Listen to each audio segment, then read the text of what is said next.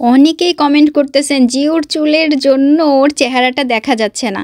শুধু আমরা কেন, আমি যেটা বলি যে জিও নিজের মানে ও হয়তোবা ওর জন্য নিজে মানে সমস্যায় পড়ে। ওই যে দেখেন মাথায় মাঝে মধ্যে ঝাঁকি দিয়া তারপরে চুল সরাইয়া ভাত খাইতেছে বা সামনে একটু দেখতেছে, মানে এই যে করা।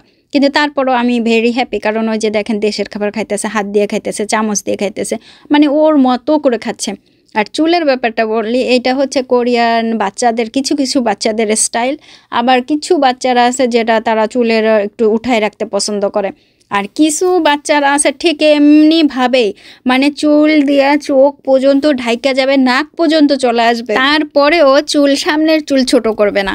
ওরা যখন এসে স্যালুনে যাবে গিয়া বলবে যে চুল যেন সামনের চুলটা যেন বড় থাকে, ঠিক সেইমভাবে কাইটা দেবে। আর কোরিয়ার যে স্যালুনগুলোতে যাবেন আপনারা, সেলুন যেটা চুল কেটে দেবে, ওইখানে যাবেন, যাওয়ার পরে না ওদের স্টাইলেই একই স্টাইল, বাটি স্টাইল, চুল এইভাবেই কেটে দেবে।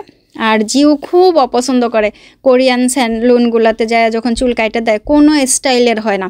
সবসময় বলে যখনই চুল কেটে আসে আর যাবে না, 2-3 মাস পরে যাবে, কারণ স্টাইলটা ওর নিজের কাছেই ভালো লাগে না যে কিভাবে চুল কাইটে দেয়।